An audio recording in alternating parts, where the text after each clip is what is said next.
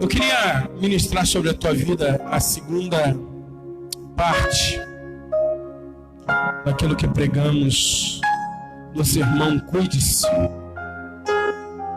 Vou tentar terminá-lo aqui, vou correr um pouco, para que seja possível que eu termine aqui em nome de Jesus. Porque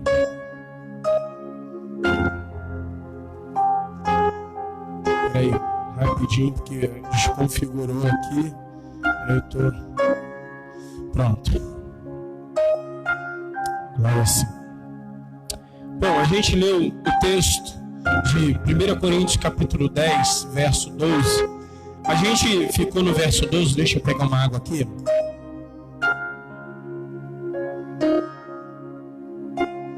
A gente ficou no verso 12, mas esse verso 12 ele tem todo um contexto, e eu queria me ater um pouco também a esse contexto, mas quero ressaltar aquilo que falamos, né, no último domingo. A gente falou do quanto é ser difícil ser cristão nos dias de hoje.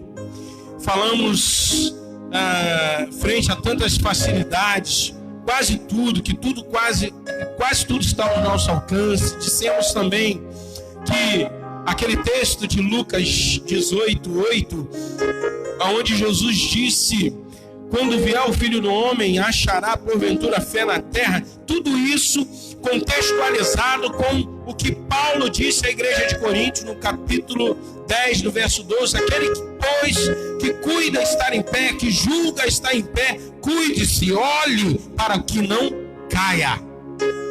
Tudo baseado nisso. Por que eu fiz isso? Porque, meu amado, eu não sei se todos os pastores fizeram, mas eu fiz, pelo menos com a maioria da igreja a qual eu pastoreio, se eu me lembro bem. Uns eu não mandei esse texto, mas eu tive presente, e ali na conversa eu percebi que esses amados irmãos têm orado, têm lido a Bíblia e tudo mais. Há outros que eu não tive a oportunidade de ir na casa. Eu enviei um questionário fazendo perguntas, né? E claro, com interesse total e sincero de saber como estão esses irmãos. E tivemos assim um retorno bom, né? Bom, glória a Deus, no sentido de que a maioria, glória a Deus, está bem, mas também vimos um panorama de outros que não estão tão bem e de outros que, né, derrocaram. Então, partindo disso, eu falei, meu Deus, como é que eu precisava trazer uma orientação, uma instrução da parte de Deus, porque nós estamos convictos, sabemos que Deus existe, mas ainda assim a gente cai. Porque disse Paulo: aquele que julga está de pé, cuide-se. Tanto que o tema dessa mensagem é cuide-se.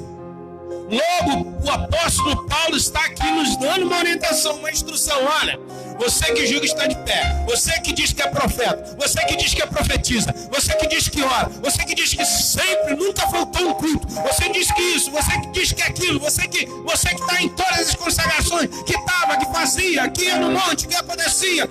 Ei, é para você, cuide-se, porque aquele que julga está de pé, cuide-se para que não caia. Ou seja, Paulo está dizendo: existe um risco eminente de qualquer um de nós cairmos. E eu fui buscar a orientação de Deus para entender as muitas razões pelas quais caímos. E tem muitas. E contrapartida, entendendo quais são as muitas razões pelas quais caímos e o que devemos então fazer para não cair. Então eu prefiro concentrar todo o meu argumento, todo o meu discurso em como fazer para não cair. E Jesus, corroborando com o que Paulo diz, não totalmente aqui, Jesus está falando de uma coisa, Paulo está falando de outra, mas você vê que tem um alinhamento, porque Jesus está falando: olha, quando vier o Filho do Homem, achará porventura fé na terra? Paulo está dizendo: aquele que cuide está de pé, cuide para que não caia. Porque Paulo está dizendo que é possível cair. Jesus está dizendo: olha, a luta, a batalha, a perseguição, sabe, a apostasia vai ser tanta que ele diz: será que vamos achar, pois, fé na terra? Quando eu voltar, será que eu ainda acho fé na terra? Então, querido, vamos lá. E aí a gente abordou isso na primeira semana. Aí eu terminei dizendo que a pandemia não te deixou fraco porque não está tendo culto na igreja. Ela só desvelou ou revelou que a igreja era a bengala que usávamos como desculpa para justificar a nossa ausência no lugar secreto. E aí eu me concentrei em falar no lugar secreto, né? Eu só estou dando uma pincelada, meu irmão. E aí eu disse: ei, o lugar secreto não é igreja. O lugar secreto é todo o lugar que você estabelece como prioridade para estar com Deus e relacionando-se com Ele. O nosso fervor, o nosso quebrantamento, a nossa humilhação, a nossa reverência na igreja revela o tempo de qualidade que temos investido no secreto. Eu gosto muito desse texto, eu tenho que citar esse texto, porque Jesus diz assim, olha, lá no capítulo 6, versos 5 e 6 de Mateus, capítulo 6, versos 5 e 6 de Mateus, Jesus diz: e quando orares, não seja... E quando orares, não sejas como os hipócritas, pois se comprazem em orar em pé nas sinagogas e as esquinas das ruas, para serem vistos pelos homens. Em verdade vos digo que já receberam seu galardão. Aí vem Jesus: mas tu, quando orares, entra no teu quarto e, fechando a tua porta, ora o teu pai que está em secreto, e teu pai que vem em secreto te recompensará público. Meu Deus, isso aqui é poderoso demais, irmão. A gente inverte a lógica das coisas. A gente quer mostrar em público o que a gente não vive no secreto. Jesus falou que o que vai se revelar no secreto é aquilo, aliás, que vai se revelar em público é aquilo que eu vivo no secreto. E a gente faz o contrário. Meu Deus! Por isso que no domingo passado eu terminei falando do lugar secreto. Porque o lugar secreto é um ambiente que podemos buscar forças para estar de pé. No lugar secreto é um ambiente que a gente chora, que a gente se quebranta, que a gente adora. No lugar secreto é um ambiente de confissão, é um ambiente onde a gente revela quem é. No lugar secreto que a gente diz que não presta, no lugar secreto que a gente diz que é pilantra, que a gente tem que tomar vergonha na cara. É no lugar secreto que a gente revela as maiores obscuridades a nosso próprio respeito. É lá.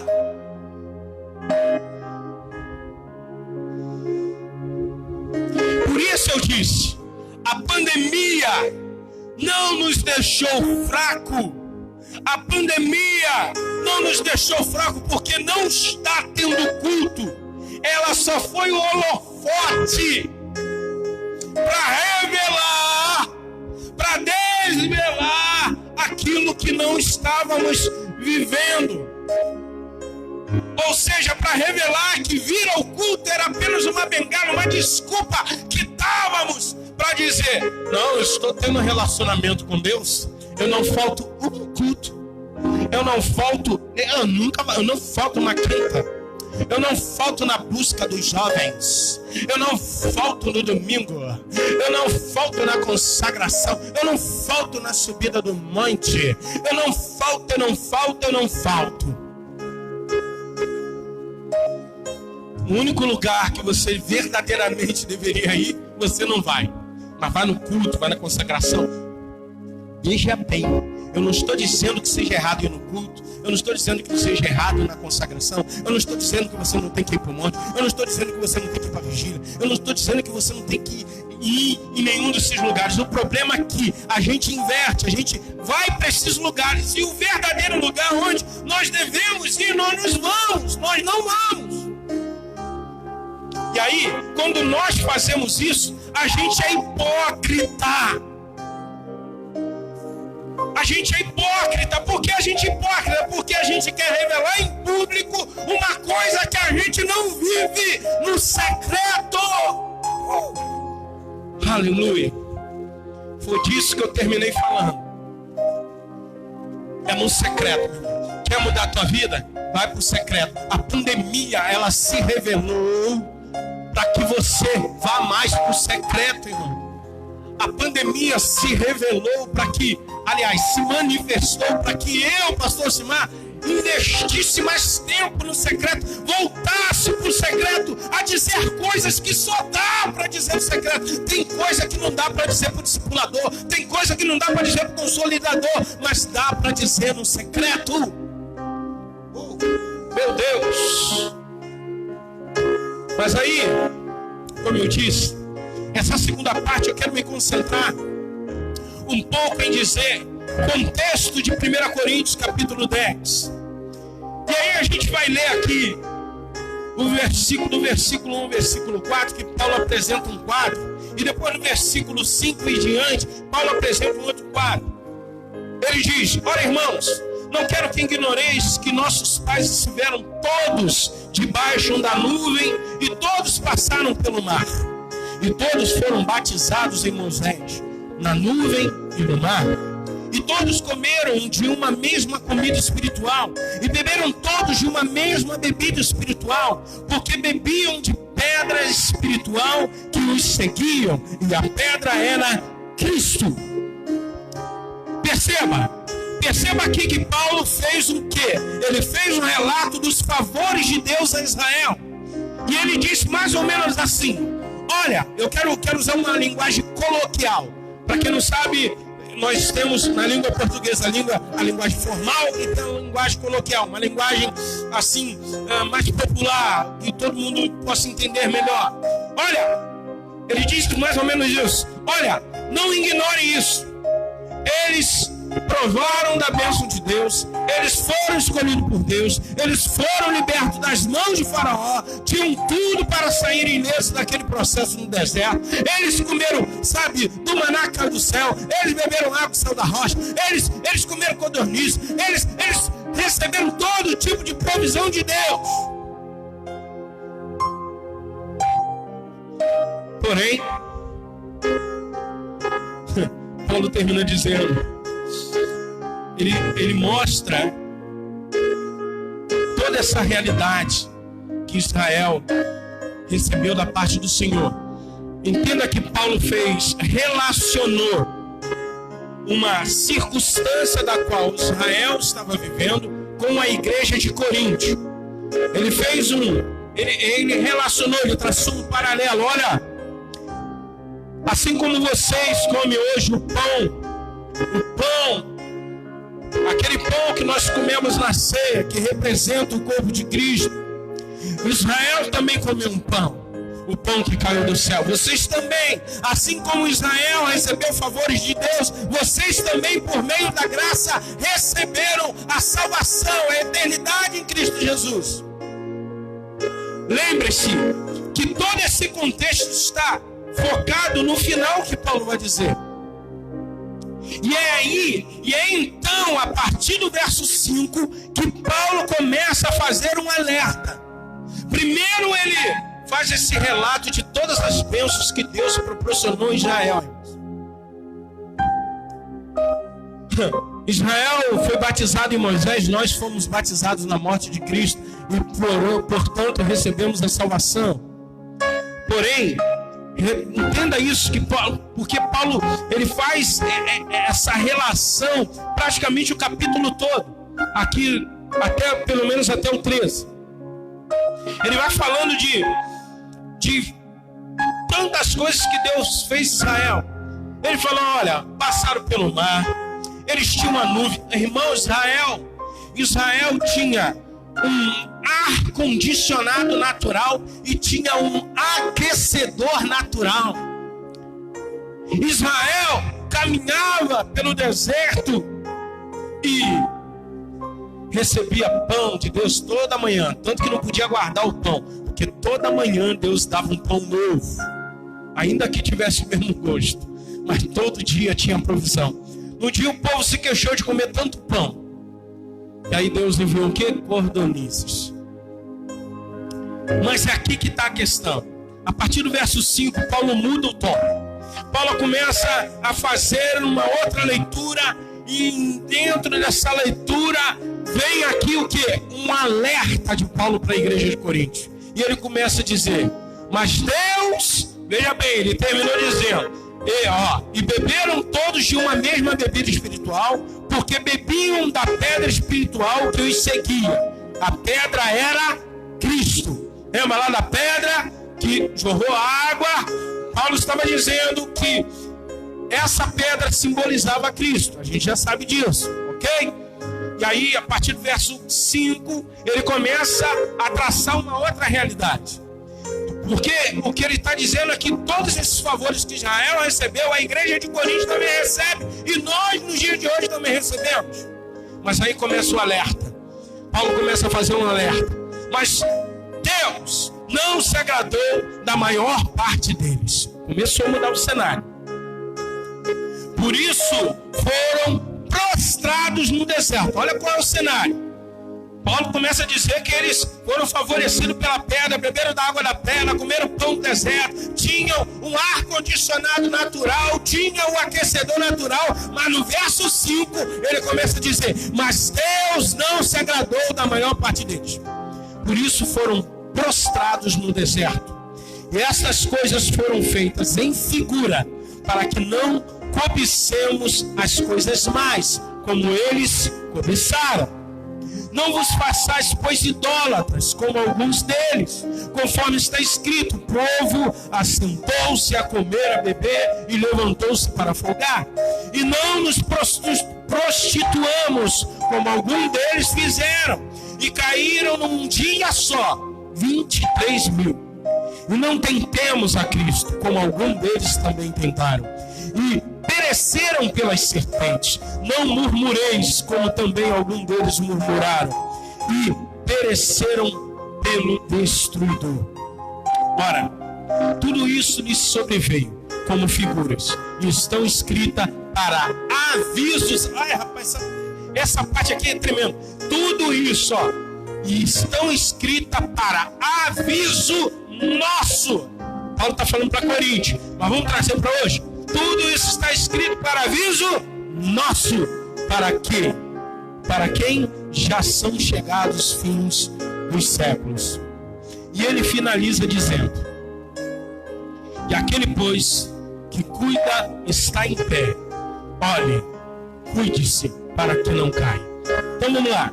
Ou seja, todas aquelas garantias não foram o suficiente para que eles não caíssem. Paulo está dizendo aos coríntios: assim como eles foram batizados em Moisés, nós fomos também batizados em Cristo, receberam maná do céu, e mesmo assim isso não impediu que pecassem, que caíssem.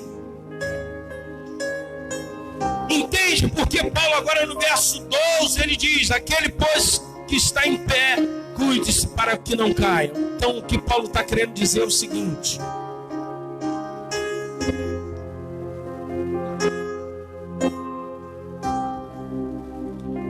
ele estava mostrando que a igreja de Corinto estava praticando determinados pecados parecidos com os pecados que Israel estava cometendo.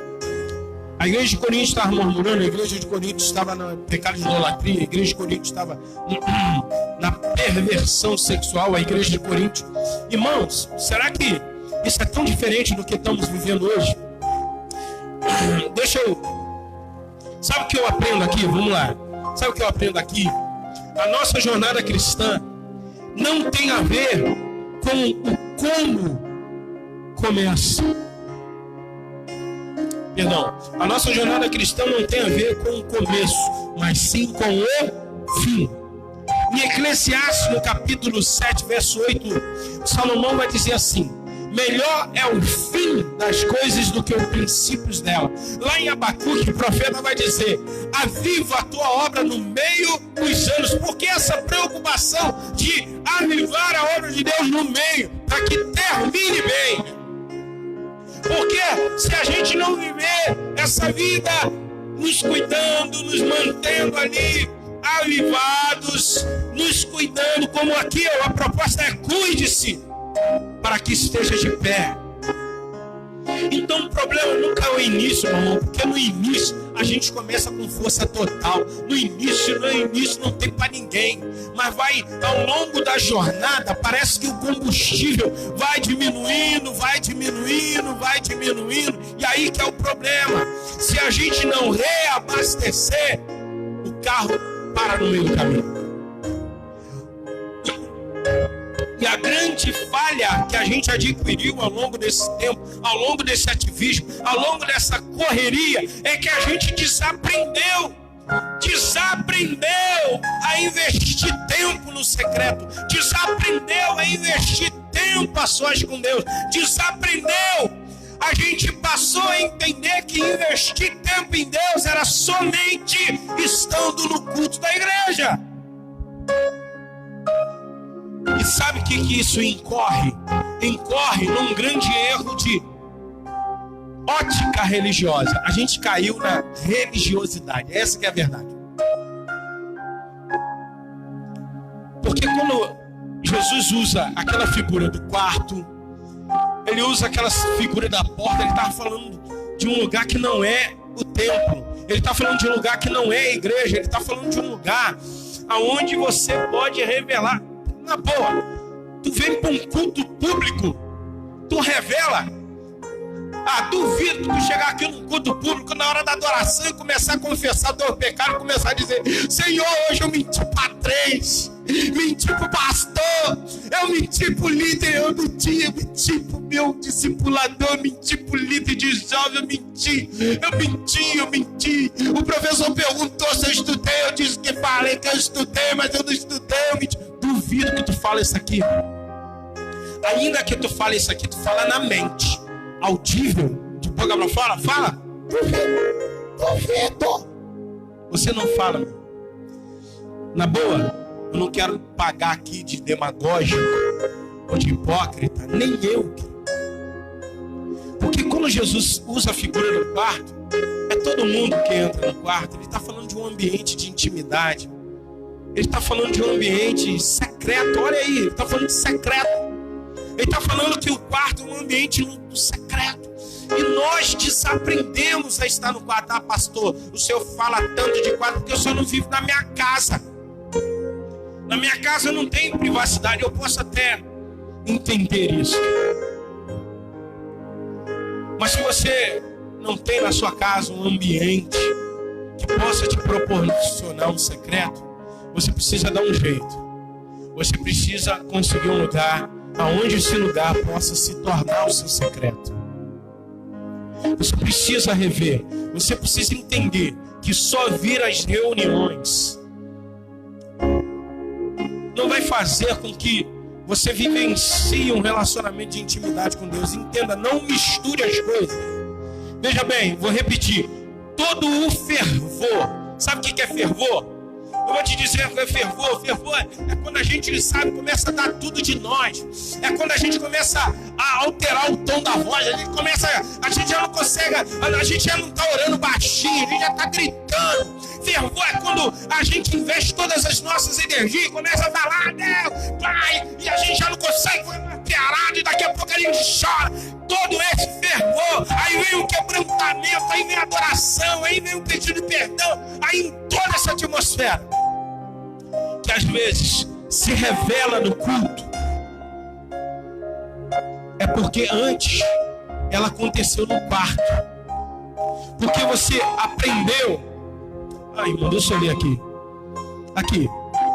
é a receita. Olha o que Tiago vai dizer aqui, ó.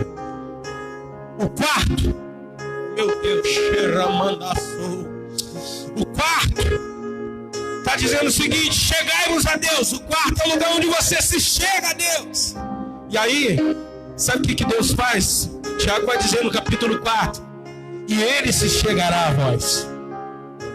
E aí lá é o lugar de limpar as mãos, porque ele vai dizer: limpai as mãos, pecadores, e vós de duplo ânimo, purificai o coração, senti as vossas misérias. É no quarto que a gente sente a nossa miséria.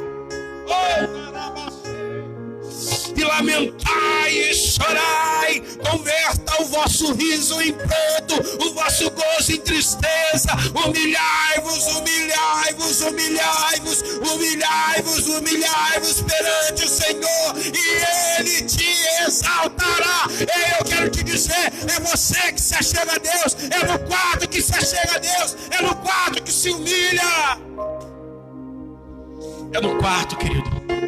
É no quarto que você vai se quebrantar, é no quarto que você vai se humilhar, é no quarto que você vai se consertar, é no quarto que todas as rachaduras do vaso vão vir. Ei, é no quarto que o vaso se quebra. Não é o olheiro que quebra o vaso, é o vaso que se quebra diante do olheiro, e o olheiro faz um vaso novo. É no quarto. E aí todo esse fervor, toda essa humilhação que você constrói no quarto, aí ela começa a acontecer em público. Não dá para ser o contrário, porque se você tentar fazer o processo ao contrário, você não passa de um hipócrita e religioso. Irmãos, ou é frio ou é quente. No meio não dá. Ei, você pode até me enganar, você pode impressionar o pastor, você pode impressionar o recepcionista, você pode impressionar o obreiro, e alguém começar a cochichar. Viu lá? Viu o irmão como estava? Viu o irmão como é que estava se balançando hoje? Viu o irmão como é que estava hoje? Viu como é que ele estava celebrando? Como é que ele estava gesticulando? Como ele mexia a mão para lá, para cá? Tu viu isso hoje? Você pode até me impressionar. Quer impressionar Deus? Vai para o quarto. Vai lá no quarto dizendo: Senhor, hoje eu pequei. Vai para o quarto dizer: Senhor, eu preciso de Ti. Vai para o quarto, porque no quarto é lugar de consertar relacionamento. É no quarto que marido e mulher se acertam. É no quarto que marido e mulher têm intimidade. É no quarto que tudo é restaurado. É no quarto. Oh, é no quarto que Deus quer falar com você.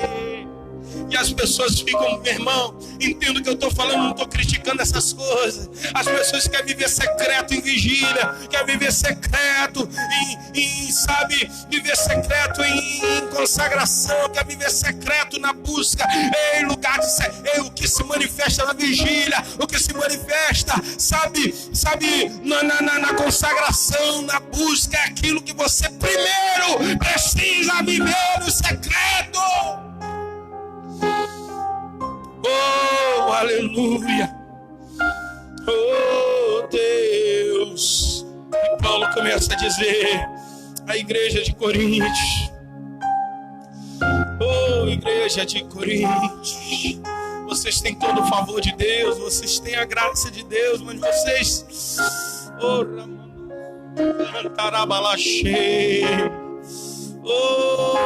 Senhor, oh, aleluia, aleluia. Aquele que cuide está de pé, cuide-se para que não caia. Por isso que o começo, o final da tua jornada não vai ser avaliado pelo começo, não vai ser avaliado pelo meio, vai ser avaliado pelo fim, meu irmão. Oh, aleluia, aleluia. Oh, Senhor. E aí, a igreja de Israel, Coríntios, tinha todo esse privilégio. Ela recebia tudo que nós recebemos hoje. A igreja de Coríntios também recebia, querido. Por isso que Paulo fez essa relação, por isso que Paulo relacionou, por isso que Paulo fez esse paralelo. Oh, eu quero ressaltar aqui.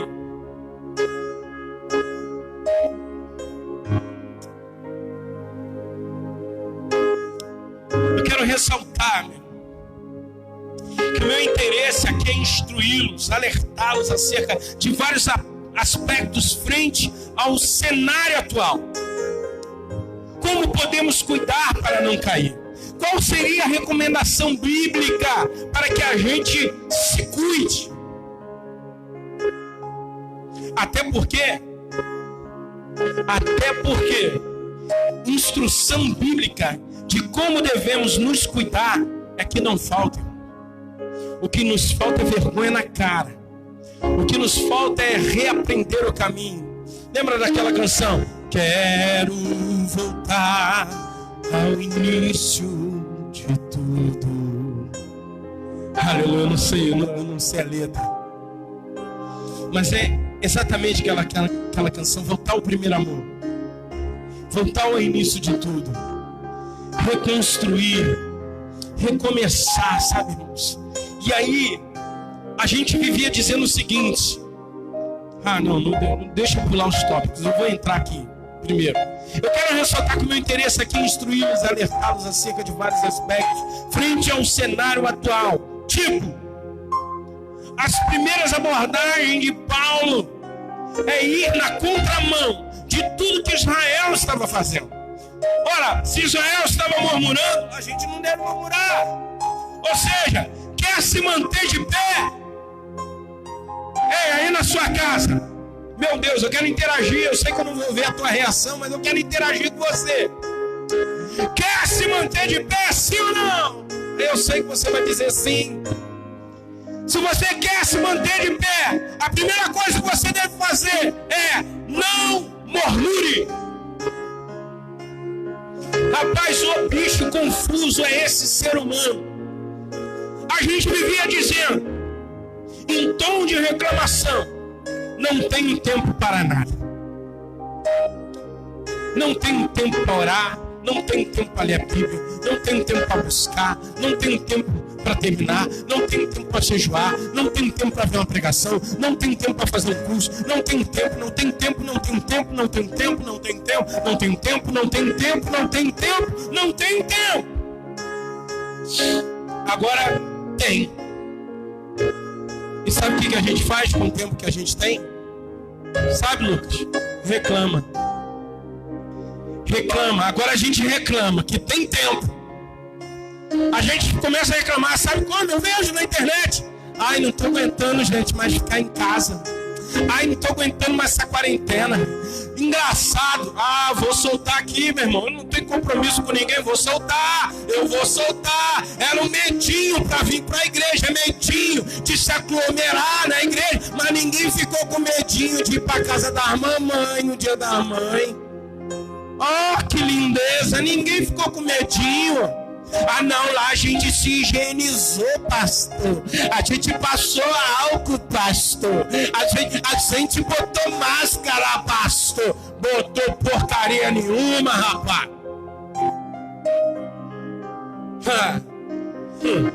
Deixa eu voltar pra cá. Porque olha aqui. Então esse é o problema. A gente reclama. Tudo a gente reclama. Agora tem tempo, vive reclamando que agora está com tempo demais. Não pega num livro para ler, não pega num curso para fazer. Você sabia que o Senai está dando curso online de graça? Você sabia que tem curso de inglês de graça? Você sabia que tem algumas plataformas, como é do Augusto Cury, que está dando curso para saúde emocional ou para gestão das emoções de graça? Você sabia que tem gente doando livro online aí de graça? Pastor Tiago Brunet foi um. Entende o ser humano? A questão, por isso que eu disse, a questão não é tempo, a questão nunca foi tempo, a questão é prioridade, é porque tem coisas que é prioridade pra gente e tem coisas que não é. Aí eu vou te dar um dado científico. Você sabia que o nosso cérebro, ele gosta muito mais do entretenimento?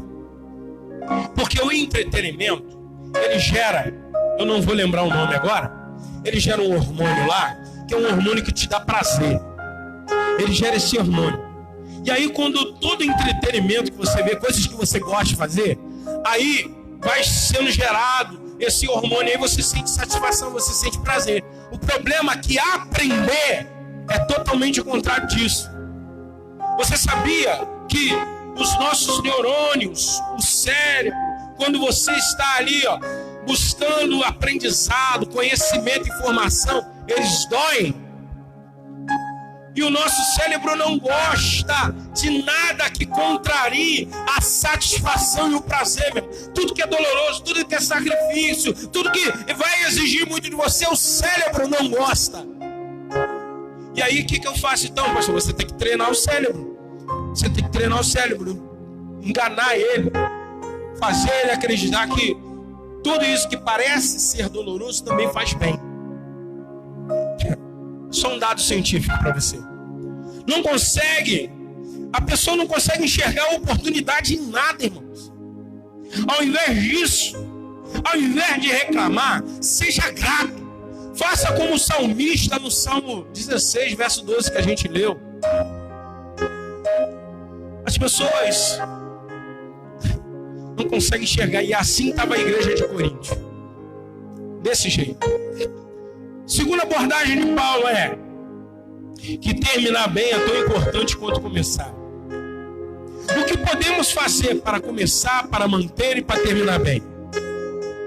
Primeira coisa que a gente pode fazer: se manter com a fé em dia. Pastor, está escrito: tem cuidado de ti mesmo e da doutrina, persevera nestas coisas, porque fazendo isto te salvará tanto a ti mesmo como aos que te ouvem. 1 Timóteo capítulo 4, verso 16. Se mantenha com a fé em dia. Olha que Paulo diz para Timóteo: tenha cuidado, tem cuidado de ti mesmo e da doutrina, ó, a palavra. Persevera nestas coisas, porque fazendo isto te salvará tanto a ti mesmo como aos que te ouvem. Oh, querido. Em Hebreus vai dizer que Deus diz o seguinte: sem fé é impossível agradar a Deus. Como eu busco a manutenção da minha fé? Eu já te dei aqui. Secreto. O secreto é um lugar que mantém a sua fé acesa. Leitura da palavra aqui, ó. É isso que Paulo está dizendo, ó. Medita nas escrituras, medita nela. O que Deus disse para Josué? Oh, medita nesse livro de dia e de noite, dela não te desvie nem para a esquerda nem para a direita, porque fazendo isso prosperará o teu caminho. Salmo capítulo 1: bem-aventurado aqueles que não andam segundo os conselhos dos ímpios, não se detêm no caminho dos pecadores, mas se vamos lá, para não falar besteira. Aleluia, meu Deus, tem hora que sai facinho, tem hora que sai facinho, tem hora que o negócio dá um branco aqui em nós. Essa graça do Eterno, misericórdia. Então é melhor tu ler para não ficar falando besteira ali, né?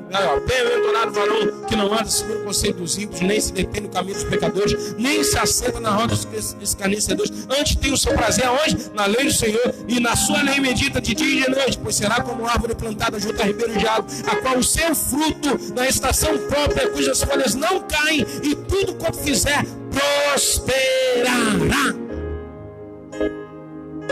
É assim que você mantém a sua fé acesa. Irmão, isso aqui é poderoso demais. E aí você fica aí reclamando que tem tempo.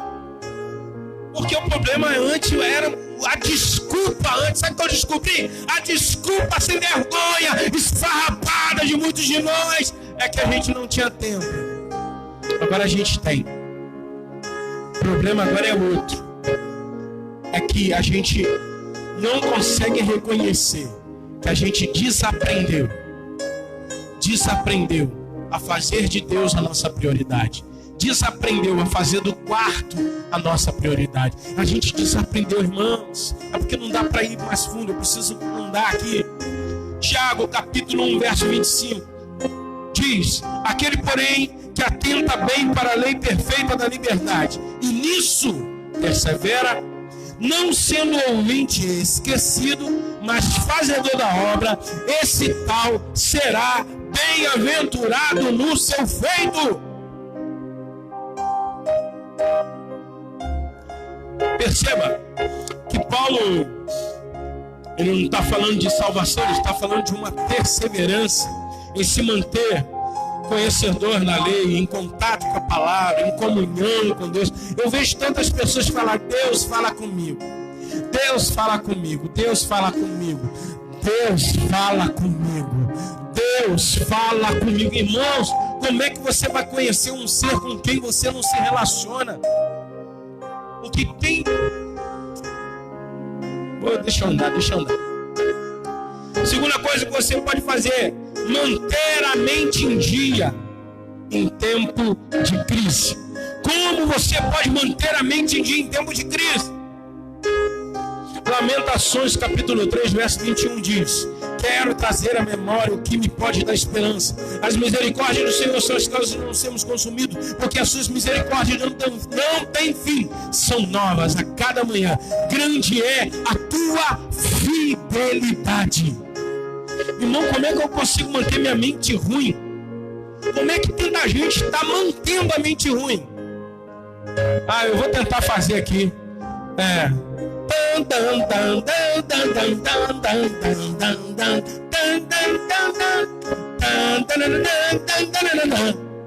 Bolsonaro, Covid, Bolsonaro, Covid, morreu, matou, Covid agora subiu, Covid manteu, Covid matou, Covid, porque o Covid, porque agora são 10 mil, agora são 15 mil, veja bem, não estou ironizando o fato de que já perdemos mais de 15 mil vidas.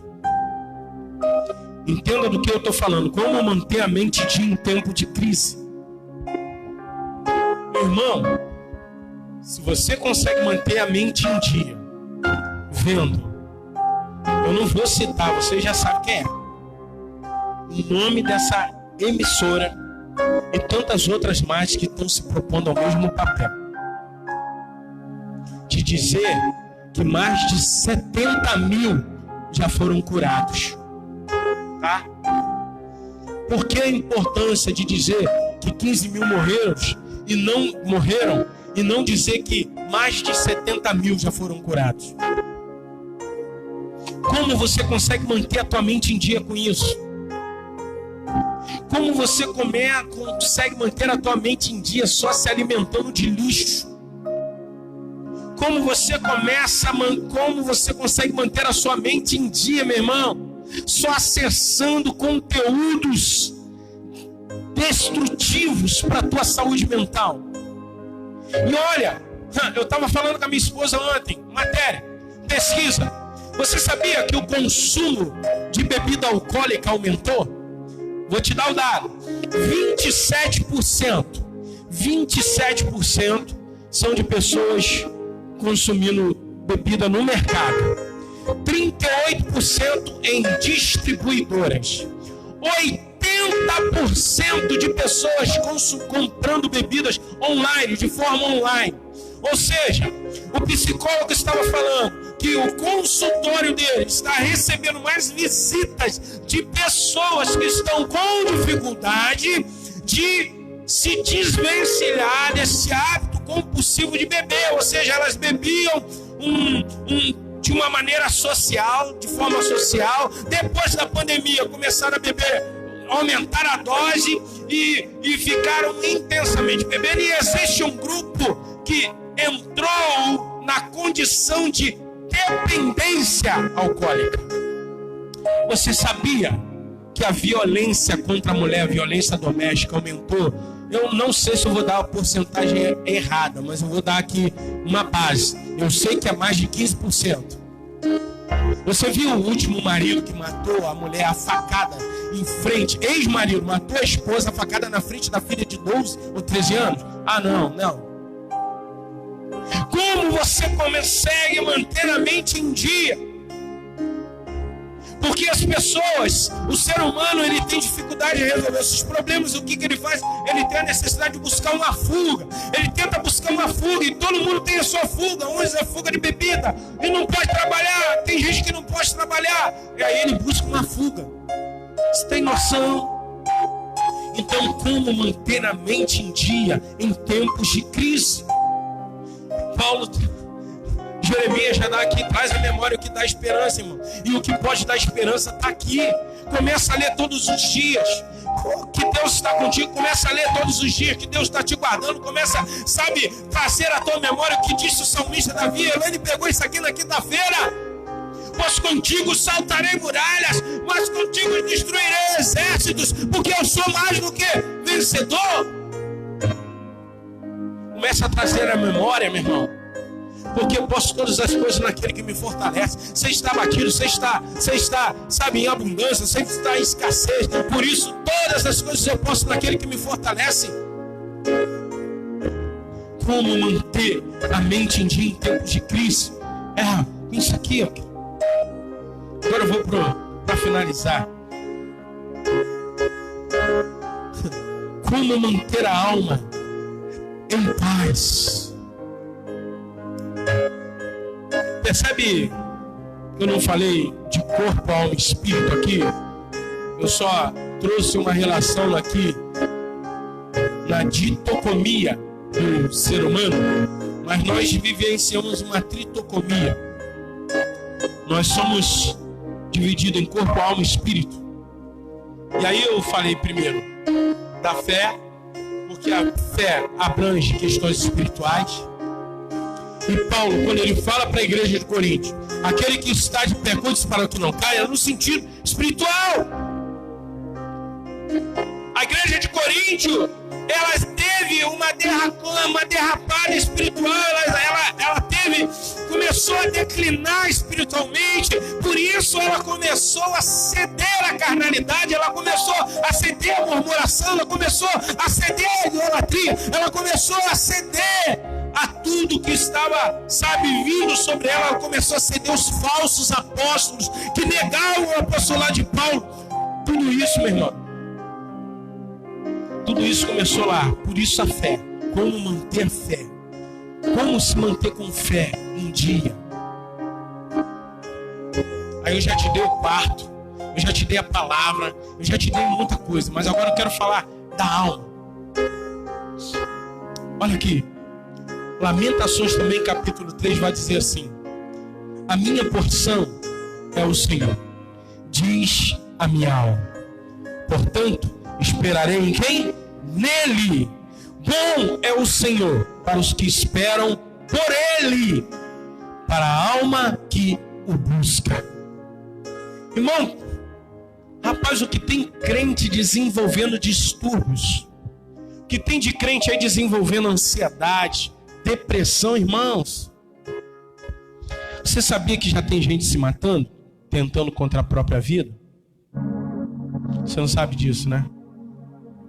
Então, querido, em nome de Jesus, olha que o salmista, olha que Jeremias está dizendo: a minha porção é o Senhor, diz a minha alma.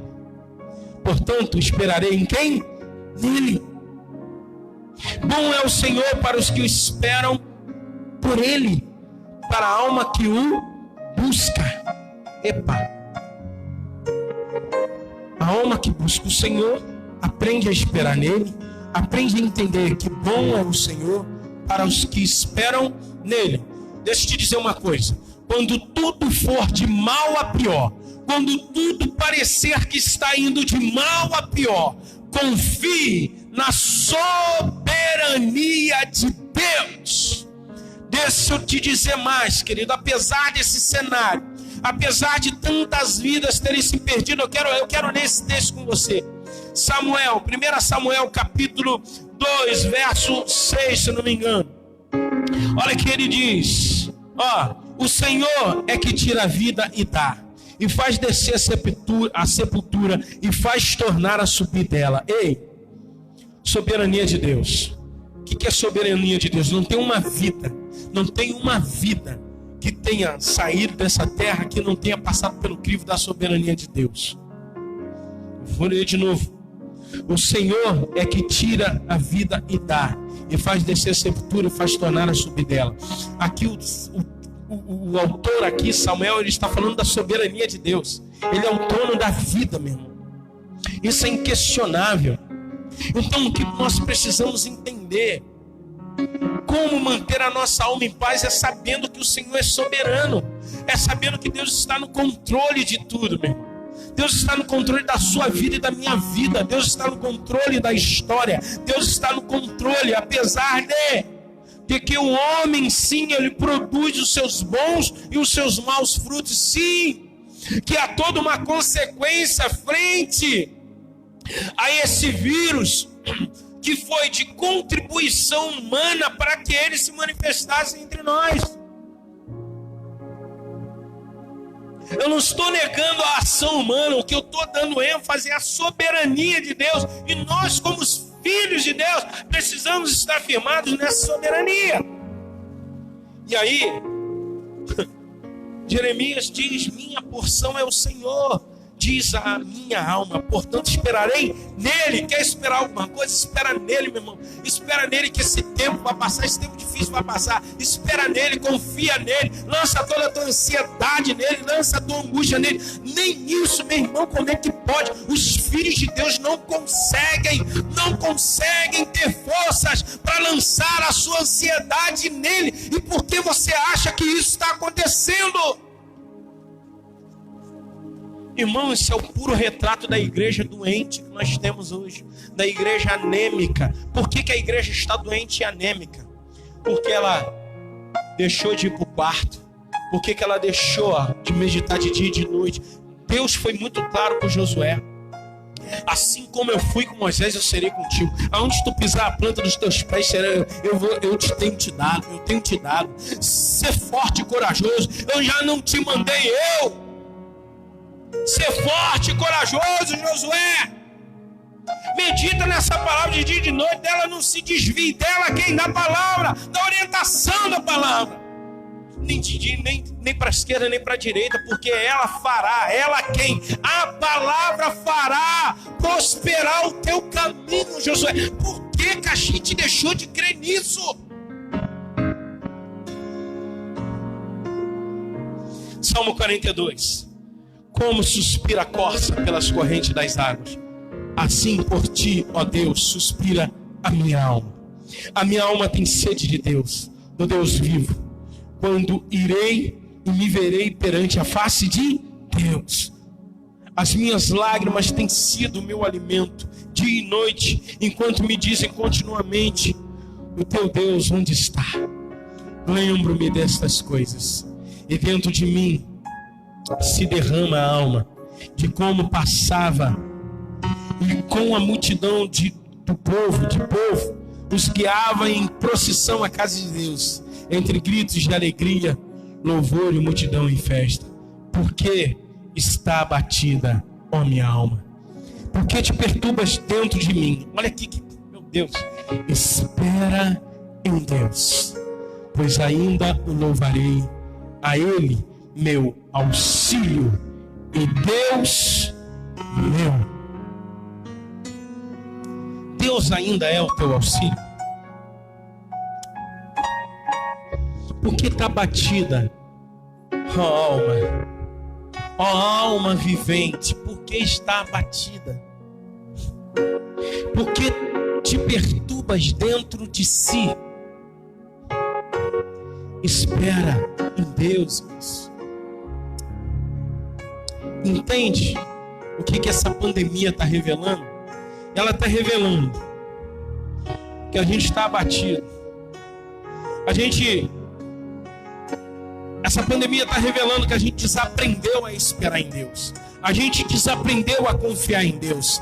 A gente desaprendeu a ter em Deus o nosso auxílio. A gente desaprendeu, meu irmão, a ter uma alma sedenta por Deus, porque a nossa alma está sedenta de um monte de coisa. Deixa eu te dizer, infelizmente nesse quadro está crente. Tem muita gente que a alma não está sedenta de Deus. Tem muita gente que a alma está sedenta para ir no shopping. Tem muita gente que a alma está sedenta para gastar. Tem muita gente que a alma está sedenta, meu irmão, para ir para churrascaria. Tem muita gente que a alma está sedenta para fazer um monte de besteira.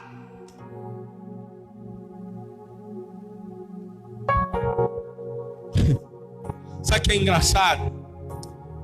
Eu estava vindo para a igreja agora.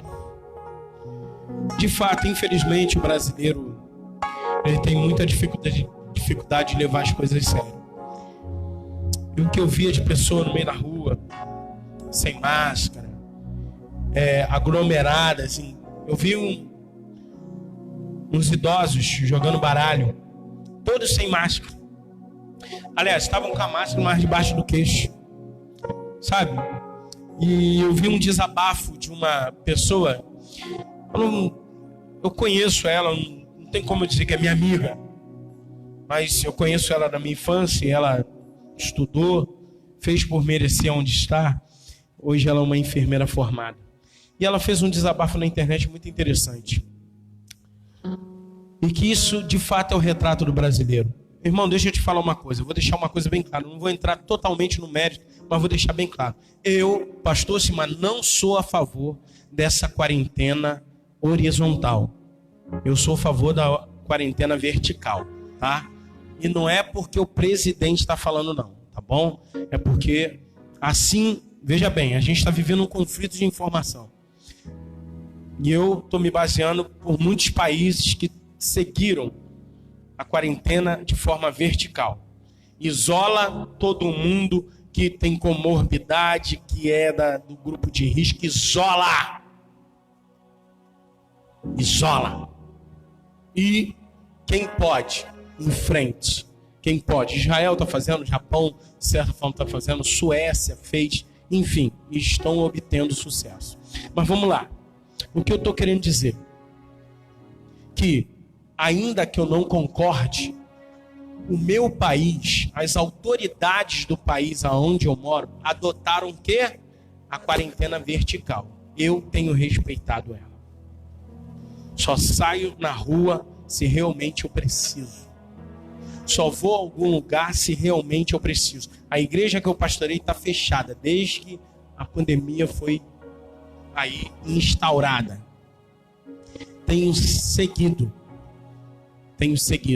Aí veja bem, pastor contra a quarentena, então ele nem se importa que as pessoas se morram. E isso é uma interpretação sua. Vou usar a palavra de um grande pensador, que já não está mais entre nós, que foi Enéas. Essa é uma palavra dele.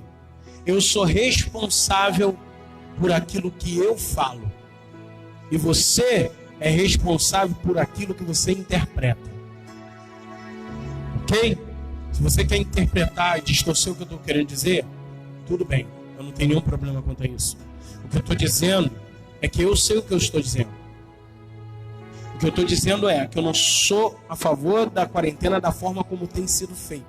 Porque a gente está vivendo dois extremos. Sabe qual é o extremo?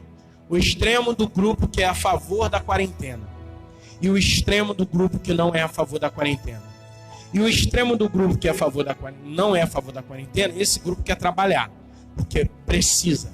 E o outro grupo da quarentena horizontal, uns têm medo e outros têm uma vida muito confortável, tem salário público, tem uma boa renda financeira.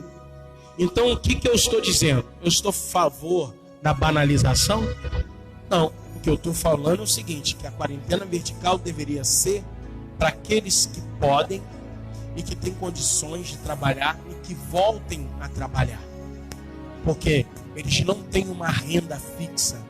Você não sabe que ainda já tem gente passando sufoco, né? Desculpa. Você acha que só as cooperações que fazemos uns com os outros resolvem, né? Tá bom. É fácil falar, querido, quando a gente que não está do outro lado. Então, há uma incompreensão de ambas as partes. Nós precisamos compreender ambos os lados. Então, o que eu estou querendo dizer é que eu estou respeitando. Mas eu vi, no Dia das Mães, crente, não crente, um monte de gente sob a alegação de que se higienizou. Sob a alegação que lavou a mão com álcool, que botou máscara, que deixou o sapato lá de fora. E por que isso não pode ser feito para trabalhar?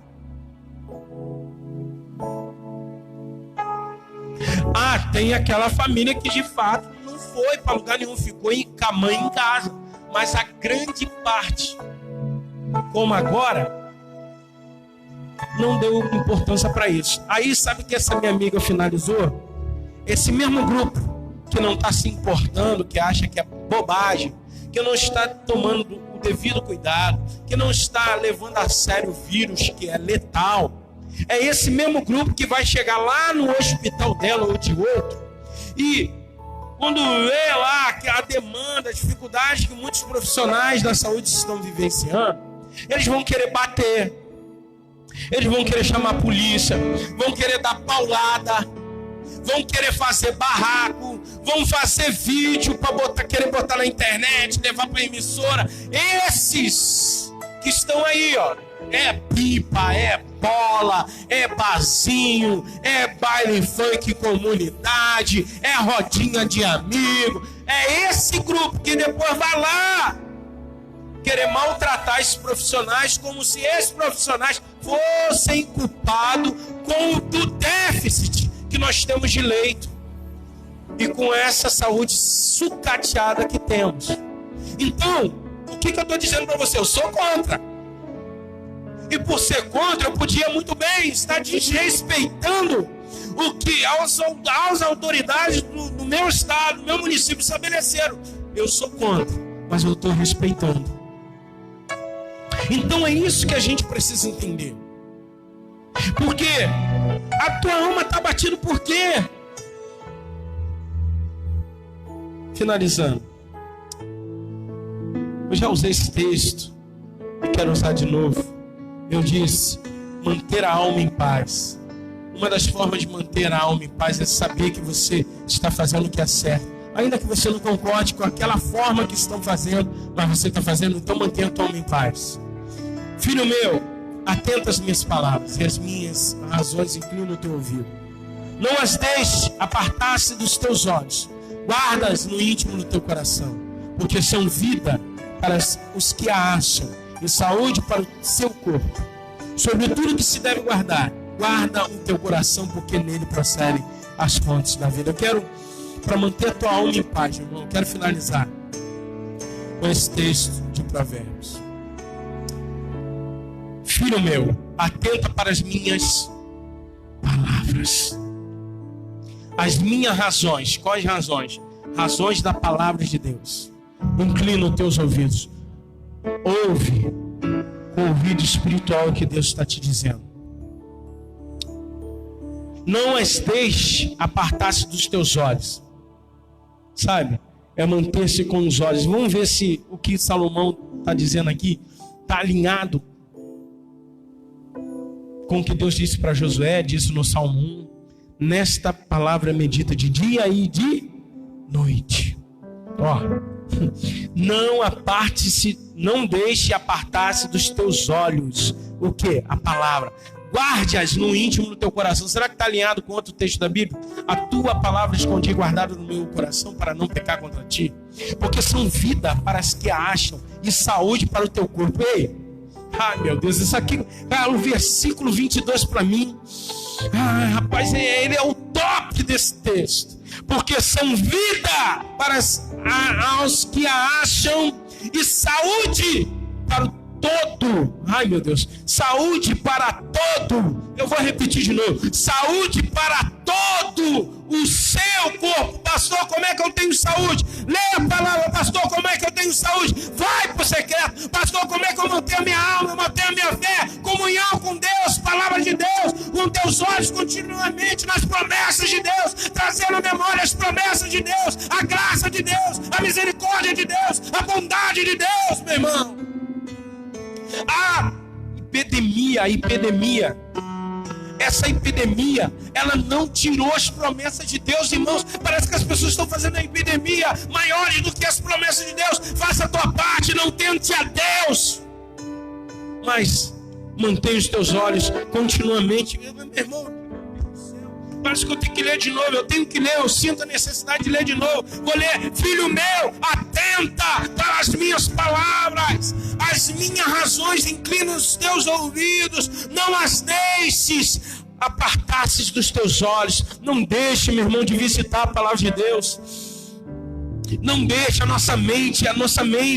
Eu já falei, a neurociência provou, a nossa mente, ela tem uma tendência negativa. Então, olha só, uma mentira contada 1000 vezes, ela começa a se tornar uma verdade. E as pessoas estão começando, achando que o mundo vai acabar, que tudo vai acabar. Ei, é verdade, eu cantei aqui Ele vem, Jesus está às portas, mas até lá, irmão, nós temos almas para salvar. Até lá você pode ser um instrumento de Deus. Até lá você pode tirar alguém, sabe, do tremendal de lama. Você pode tirar alguém do sufoco do lodo, da angústia, da desesperança. Cristo em nós é a esperança da glória. Mas como é que Cristo vai ser esperança de uma igreja que não tem comunhão, que não vai mais para o secreto? De uma igreja que não crê, irmão, isso, meu Deus do céu.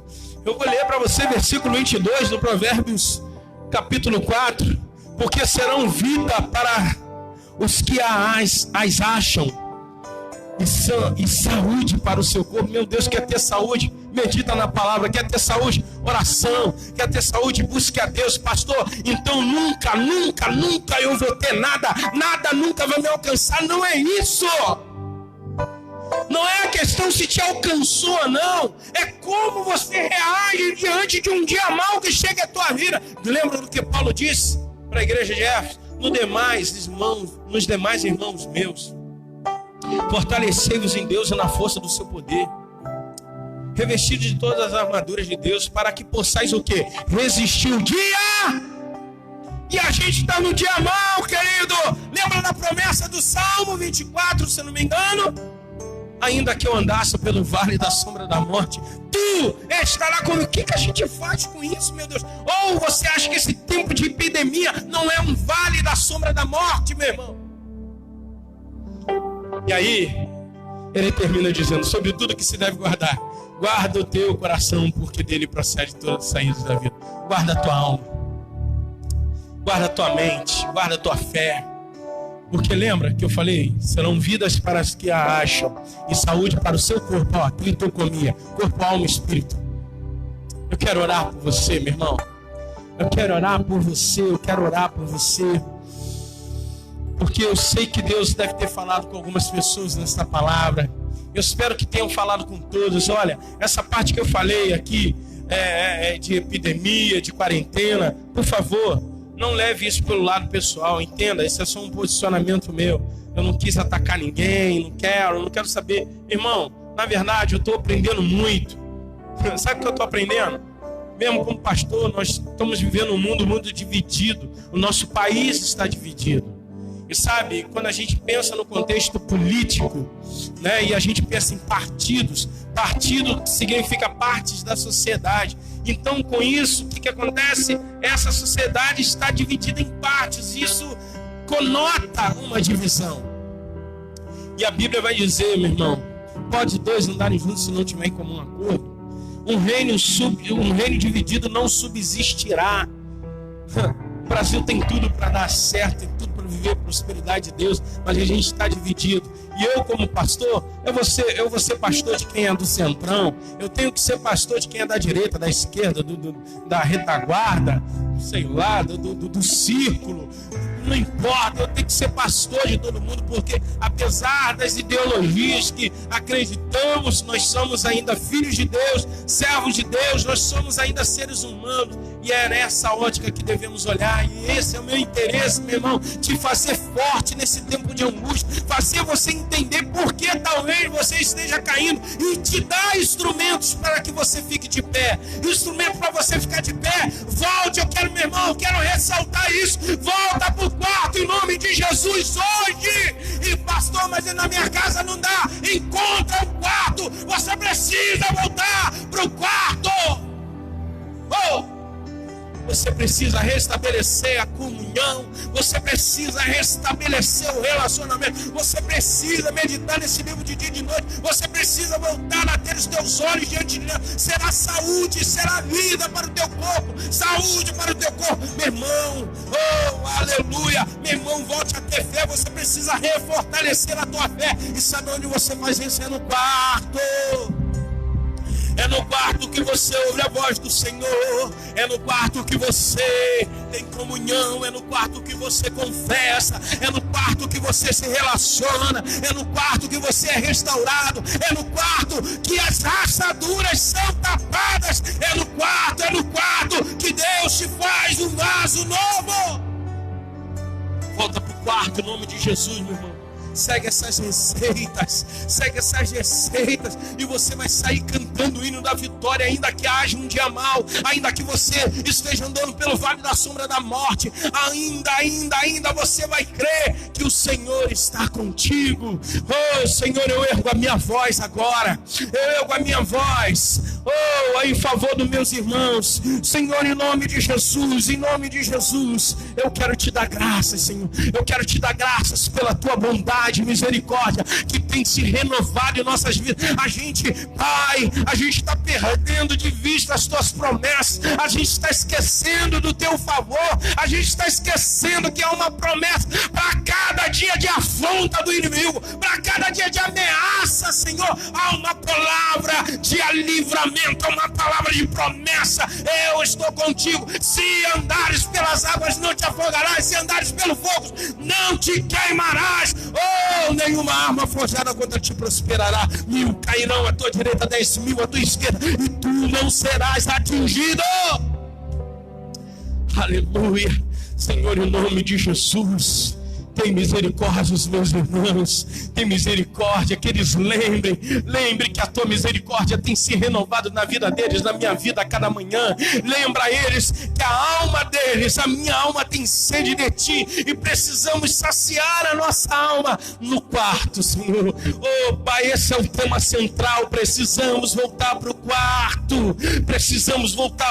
porque quando voltamos para o quarto, Senhor, passamos a cuidar de nós mesmos, e à medida que cuidamos de nós não caímos, nós nos mantemos firmes e firmados nas tuas promessas, firmes e ligados contigo, alinhados, atentos com os nossos olhos espirituais, aguçados nos nossos ouvidos. Senhor, em nome de Jesus, visita cada casa, visita agora, Senhor, todas as famílias enlutadas, as famílias que tiveram dolorosas perdas, Senhor, e dentre esses servos e servas que agora, Senhor, eles não morreram, eles dormem no Senhor. E eu tenho dito, Senhor, e sem hipocrisia e demagogia, porque viver é Cristo e morrer é lucro. Mas a dor, Senhor, ela continua, e nós não fomos criados para sofrer esse golpe, não fomos criados, Senhor, para termos estas perdas. Não fomos criados, Senhor, para vivenciar a morte, que é fruto de uma desobediência de nossos ancestrais. Mas ela está aqui. Mas ao mesmo tempo que ela está aqui, já existe um decreto a respeito da morte. Tragada foi a morte na vitória. Onde está, ó morte, o teu aguilhão? Aleluia. Ela está prevalecendo, e esse tempo aonde ela tem prevalecido, Senhor, é temporal. Há um dia e esse período vai acabar e ela não mais prevalecerá. Senhor, por isso eu digo: Maranata, Maranata, Maranata, a hora vem. Senhor Jesus, Senhor, tu é minha esperança, tu és a minha luz, tu és minha salvação. Em ti, somente em ti confiarei. Obrigado, Senhor, por tudo quanto tens feito, por cada membro desta igreja que tem sido acolhido, que tem sido, Senhor, visitado pela tua presença. Toma nas tuas mãos os que estão abatidos, feridos. Revela, Senhor, todos aqueles que precisam, das nossas intercessões, do nosso clamor, do nosso jejum. Senhor, em nome de Jesus, visita agora. Visita, eu te peço, envia o Consolador para dar consolo a todos que sofreram suas penas. Pai, toma nas tuas mãos a família, Senhor, da Cristina, ou Cristiane, não lembro, prima da nossa irmã, a obreira Michele, que tiveram uma perda muito grande, perderam a mãe, perderam o seu pastor, Senhor, que hoje dorme no Senhor, assim como a sua mãe, que dorme no Senhor, mas a dor fica, a dor da separação, a dor da perda, e ainda bem, Senhor, que o Senhor entende o nosso luto, entende a nossa dor. Por isso eu te peço que o Consolador envie a esperança de uma certeza que nós nos reencontraremos, que nós estaremos lá naquele grande dia, nas bodas do Cordeiro, e lá com Ele celebraremos o dia triunfal, Senhor. Então, em nome de Jesus, que esse fim de domingo seja abençoado na vida dos meus irmãos. E obrigado, Pai, por essa oportunidade de estar aqui ministrando sobre a vida do teu povo no nome santo de Jesus. Amém. Queridos, muito obrigado por você estar conosco até agora, nesse momento. Eu creio, irmãos, olha, meu corpo está fumegando de tanta certeza de que você foi abençoado. Isso se chama fé. E eu quero avisar para os membros do Ministério Apostólico Vivendo em Cristo que nós vamos ter um propósito agora nessa última sexta-feira. Eu acho que agora de abril não, maio, né, irmão? Deixa eu ver aqui rapidinho. Não vai embora não, aguenta aí para mim não falar besteira aqui. Deixa eu ver. Não, nós temos ainda mais duas, né? Mais duas sexta-feiras. Então, na última sexta-feira a gente já vai reengrenar. A gente vai entrar no propósito no dia 29, tá? Esse propósito ele vai ser baseado no livro de Joel, tá? No livro de Joel, no capítulo 2. Ali o profeta Joel instrui ao povo de Judá que se preparasse para um juízo vindouro, para um juízo que estava por vir. E a forma pela qual Joel ministra diante do povo, ele manda o povo apregoar jejum, orações, clamor, e manda os ministros, os sacerdotes chorarem diante de Deus, para que, ainda que não fosse revogar aquele juízo, mas que o juízo não viesse com tanta intensidade. No nosso caso, nós estamos vivendo um tempo que é um paralelo a um juízo de Deus. Então a gente, nesse propósito, que vai ser um propósito de oração, a gente vai criar uma escala e as pessoas vão se enquadrar dentro daquele horário, né? Cada um dentro da sua casa, vai ter que ser a distância, não vai dar aqui para ser na igreja. E a gente vai fazer um período de oração e a gente vai ver se dá para fazer 24 horas de oração, ou enfim, a gente vai elaborando tudinho. Mas se você já quiser ler o texto, capítulo 2 do livro de Joel, já vai lá, você vai ver que Deus manda o povo.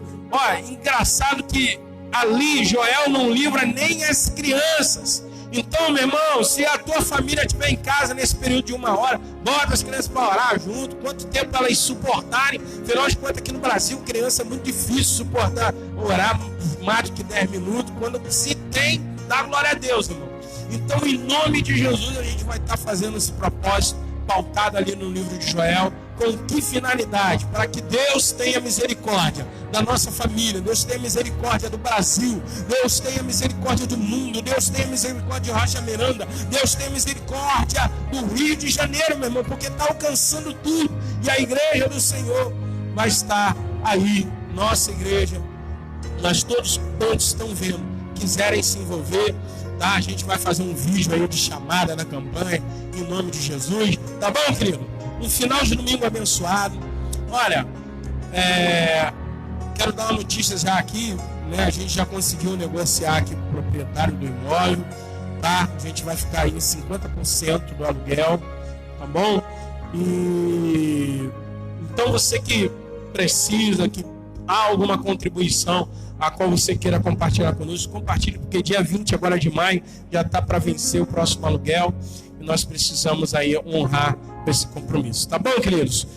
Que o amor de Deus, que a graça do nosso Senhor e Salvador Jesus Cristo e que as nossas benditas consolações do Espírito Santo morem e reinem com cada um de nós, não só hoje, mas para todo sempre. A igreja de Jesus diz mais uma vez: amém, ó com bom e com suave é. Que os irmãos vivam em união, não desista, Deus é fiel.